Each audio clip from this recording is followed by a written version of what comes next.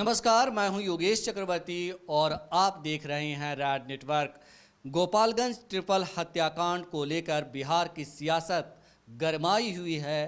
आरोप प्रत्यारोप का दौर जारी है। इसी बहाने नेता एक दूसरे पर निशाना साधने का मौका नहीं छोड़ रहे।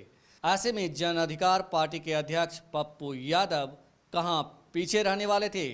मौका मिलते ही उन्होंने तेजस्वी यादव को अपने निशाने पर ले लिया और एक एक कर उनकी उन कमियों को गिनाया जिसके बारे में राजनीतिक हलकों में अक्सर चर्चा होती है, या यूं कहें दबी जुबान से उनके समाज के लोग भी इस पर चर्चा करते हैं।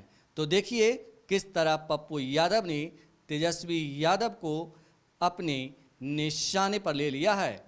मुझे ऐसा लगता है कि नेता बने ही हैं उन्माद के लिए। एक तरफ सियासत का जातीय नंगा नाच और दूसरी तरफ विपक्ष के नेताओं का जातीय राजनीति। चुनाव के वक्त इनको याद आता है, गया में घटना घटी, इतने मर्डर हुए, बेगूसराय में 2-2, 3-3 मर्डर हुए। इनको याद नहीं आया। इनको याद आ गया, पुट्टूस जी याद नहीं आए, वो समाप्त हो गए। वो भी चुनाव के समय ही था।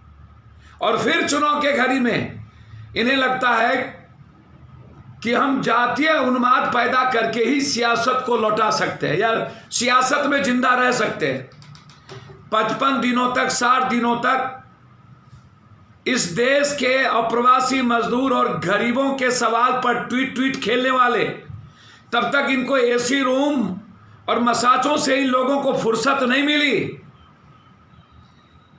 जदयू के नाक के बाल जो राज्यसभा एमपी और अन्य लोगों को पैसा पहुंचाते हैं, जो पुलिस को धमकी देता है कि गोली जेब में रहती है।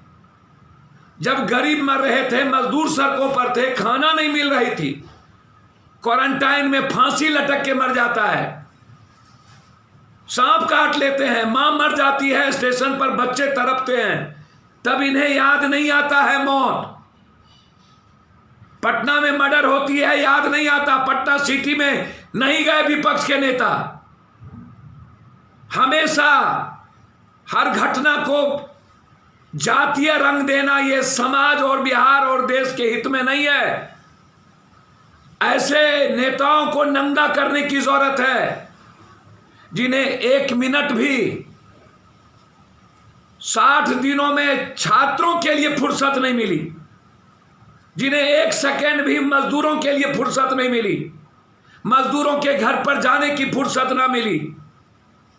आज जब कोरोना वायरस से लोग खौफ में है, डर में है, फिर बिहार में सत्ता पक्ष और विपक्ष सियासत का गंदा खेल क्यों खेल रहे हैं? अपराधी यदि है वो गिरफ्तार हो, अपराधी कोई हो। और ये बात सच है कि गोपालगंज का इलाका आतंक के साये में है।